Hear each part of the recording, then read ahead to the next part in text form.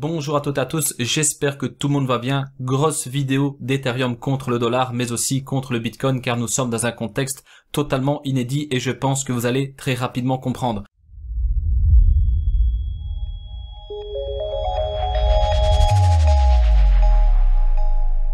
Je vais directement commencer avec du H4. Souvenez-vous, je vous ai partagé récemment une figure d'Ethereum et je vous avais dit que les acheteurs avaient un renfort, en l'occurrence la lag and span. Regardez, elle rebondit à 3 reprises et le troisième rebond, elle a eu plusieurs soutiens, c'est-à-dire le chandelier, la SSA et cette oblique. Donc du coup, impulsion haussière, on se focus sur le chandelier et là, ici, donc sur le haut du canal, on break, nouvelle bougie en formation, impulsion haussière. L'objectif mensuel est de clôturer au-dessus 1100 $. Souvenez-vous, l'année passée, je vous ai partagé une vidéo où on était quasiment dans le même contexte. J'avais précisé que si on clôturait au-dessus 14 000 $, on pourrait donc avoir un objectif de 20 000 $, en l'occurrence le haut de la mèche sur le Bitcoin. Regardez, nous sommes exactement dans le même contexte, donc il va falloir clôturer ce mois au-dessus 1100 $ pour donc avoir cet objectif. Maintenant, je sais très bien que sur d'autres plateformes, on a déjà atteint le bout de cette mèche, mais en tout cas, psychologiquement, il va vraiment falloir reproduire la même chose que nous avons fait sur le Bitcoin, c'est-à-dire clôturer au-dessus la TH en termes de clôture mensuelle. Dans le cas contraire, si on clôture en dessous, on pourrait avoir une latence de 1 mois ou 2 avant de clôturer au-dessus et d'avoir cette confirmation mensuelle. Vous l'avez certainement remarqué, on a percé le niveau 70 par défaut ici sur l'oscillateur RSI. Donc souvenez-vous, ça a marqué le début d'un grand bull run sur Ethereum. Donc ici on pourrait dire, il y en a beaucoup qui disent d'ailleurs que c'est le début.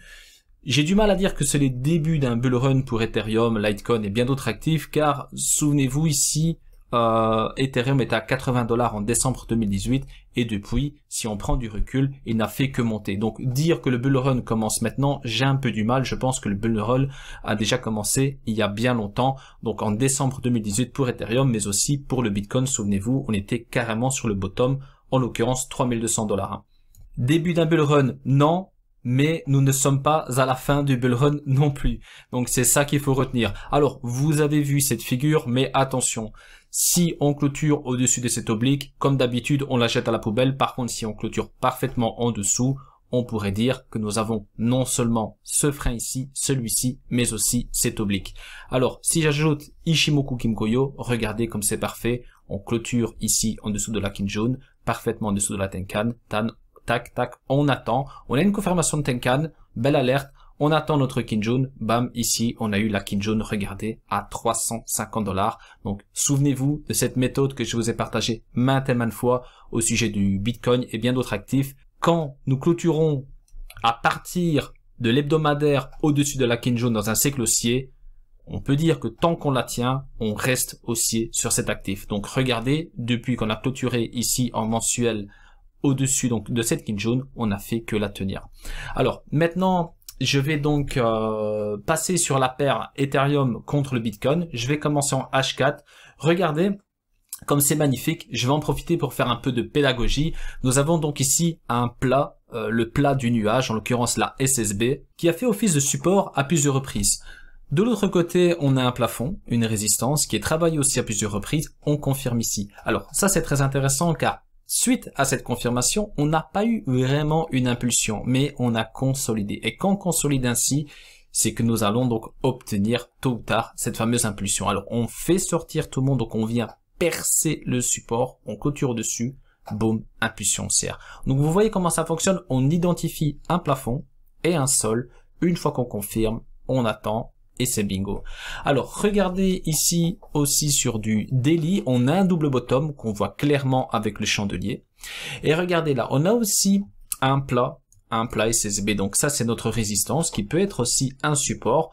On confirme, on retouche notre support, on le travaille. On a aussi une résistance ici que j'ai mal tracée. Non, finalement, c'est pas si mal tracé que ça. Donc on a une résistance, donc on a un range ici avec donc cette résistance et ce support. On travaille un côté et l'autre, ensuite on confirme, regardez, j'ai pincé en jaune, on confirme, boum, on a presque notre pullback, impulsion haussière. Donc là, idem, on est sur du daily. On a besoin donc pour identifier des résistances, il faut monter minimum sur du weekly. Alors regardez sur de l'hebdomadaire, on a là déjà identifier une résistance très intéressante, c'est-à-dire celle-ci. L'idéal en hebdo, c'est de clôturer au-dessus de cette résistance, mais si on n'y arrive pas, ce serait déjà pas mal de clôturer au-dessus de celle-ci que je n'ai pas encore taguée. Alors, si on échoue, ce qui est tout à fait possible, on va consolider, et je pense que c'est qu'une question de temps, vu le contexte dans lequel nous sommes actuellement, pour que Ethereum aille chercher des plus hauts. Sur du mensuel, c'est vraiment très propre. Regardez, nous avons aussi ce double bottom qui est bien prononcé sur du mensuel. On a cette droite long terme. Regardez, à chaque fois que nous l'avons touché, impulsion. Regardez ici, impulsion, impulsion. Et encore une dernière fois ici, nous avons bénéficié d'une impulsion.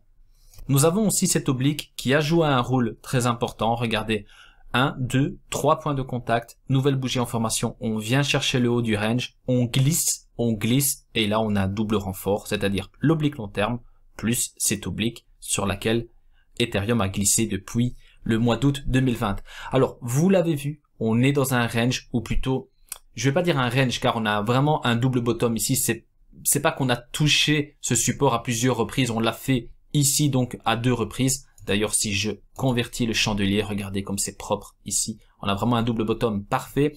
Mais on va dire qu'on a une résistance. On a eu donc notre bottom ici, ou double bottom si vous voulez. Et cette résistance, donc par contre, elle a été travaillée à plusieurs reprises. Regardez, on commence ici avec cette mèche. On perce ici, on travaille, on descend. On travaille ici, on retrace. Et maintenant, nous sommes pile poil contre cette résistance. La question, c'est est-ce que c'est la bonne cette fois-ci? Car si on clôture le mois au-dessus de cette résistance, on n'a pas beaucoup de freins pour aller chercher l'ATH en termes de clôture mensuelle contre le Bitcoin. Donc, je sais pas si vous vous imaginez, mais le potentiel est vraiment énorme si on arrive à clôturer au-dessus. Je parle de 200% contre le Bitcoin. Donc 200%, encore une fois, ça va pas se faire en 2 semaines, ça peut se faire en plusieurs mois. C'est un graphique donc représenté par des bougies mensuelles, mais si on clôture ici au-dessus de cette résistance, ce sera qu'une question de temps pour aller chercher ce niveau de prix. Je précise que je parle en termes de probabilité, car tout dépend du contexte que nous allons avoir les mois suivants. Je précise que chaque bougie représente un mois. En tout cas, tout ce que vous devez surveiller, c'est cette résistance. Si on clôture au-dessus, c'est bingo, peu importe combien de temps ça va prendre, mais nous savons donc que les probabilités vont être du côté d'Ethereum contre le Bitcoin. Alors, si on n'y arrive pas cette fois-ci, on peut très bien retracer et aller chercher cette oblique. Celle-ci, on ne peut plus aller la chercher, à part si on mèche. Donc une mèche, on peut la tolérer sur cette oblique, mais une clôture sous cette oblique long terme, ce serait négatif donc pour Ethereum, en tout cas contre le Bitcoin. Alors, si maintenant on arrive à clôturer au-dessus et qu'on consolide et qu'on monte doucement mais sûrement, il vous sera utile d'avoir comme repère cette oblique, car à tout moment, même si on est ici quelque part, on pourra la toucher. Je sais qu'il y en a beaucoup parmi vous qui jouent les mèches, qui posent des longues sur des niveaux clés très psychologiques. Donc ces niveaux clés, ça pourrait être ce support. Donc là, c'est une résistance, mais dans un contexte futur, espérons-le, ce sera un support. Donc ce niveau clé pourrait être très intéressant pour poser donc un long sur une éventuelle mèche.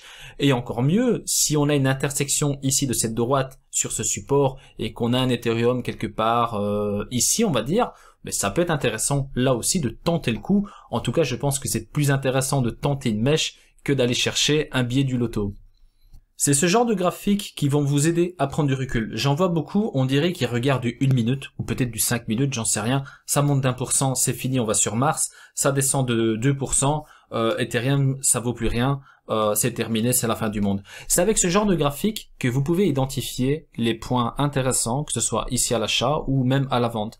Alors, on clôture au-dessus, c'est intéressant, on a une confirmation mensuelle, mais pour l'instant, on est contre une résistance. On a aussi donc quasiment le même cas de figure ici contre le dollar. Regardez, on a percé cette clôture mensuelle qui est très psychologique, hein, janvier 2018 pour les anciens, souvenez-vous. Donc l'idéal c'est déjà de marquer un plus haut. Et je pense que si on y arrive, si on clôture au-dessus de 1100 $, on pourrait donc reproduire la même chose qu'on a fait donc sur le Bitcoin, aller chercher la mèche et pourquoi pas aller beaucoup plus haut. Si c'est de l'investissement, il n'est jamais trop tard. Forcément, regardez ici, rappelez-vous du RSI, donc on commence seulement à percer le RSI. Mais encore une fois, si c'est de l'investissement, quand on est sur des points hauts ainsi, attendez-vous aussi à tout moment à avoir une grosse correction. Ne soyez pas étonnés si un jour au matin vous vous réveillez et vous voyez tout le monde en panique, car c'est souvent le cas, hein. Je suis désolé, mais dans les réseaux sociaux, on peut vite constater qu'il y a peu de personnes qui arrivent à gérer leurs émotions. Du coup, il y a la peur, il y a la panique, et ça déteint sur vous. Et si vous n'êtes pas habitué donc à cela, donc ça peut faire vraiment beaucoup de mal. Quand ça monte, tout le monde est content, mais quand on a des corrections de 10-20%, c'est la fin du monde. Il faut vraiment donc prendre du recul et regarder la courbe dans son ensemble, et ça vous permet d'identifier donc des points intéressants, que ce soit donc pour rentrer ou pour sortir. Retenez bien deux choses sur ce graphique. 1, cet oblique long terme. En cas de panic sell ou de retracement tout court, on sait qu'on a un appui sur cet oblique. 2, cette résistance, si on clôture au-dessus, on bénéficiera d'un support en béton. Je vous rappelle que ce niveau est travaillé depuis novembre 2017, donc rien que ça, si on arrive à faire le job ici, on aura vraiment une big confirmation pour aller chercher des plus hauts contre le Bitcoin. Contre le dollar, on est quasiment contre la mèche. Sur d'autres plateformes, c'est même déjà le cas. Donc, si on arrive à clôturer au-dessus l'ATH en mensuel, on pourrait donc interpréter cela comme un signal vraiment puissant en faveur des acheteurs. Merci à toutes et à tous pour votre attention. J'espère que cette vidéo vous a plu, et si c'est le cas, n'hésitez pas de me laisser un petit pouce bleu qui fait toujours plaisir. Au passage, abonnez-vous à ma chaîne. Je vous dis à très bientôt pour de prochaines analyses, mais surtout pour vous parler d'XSL Labs. Prenez soin de vous et à très vite.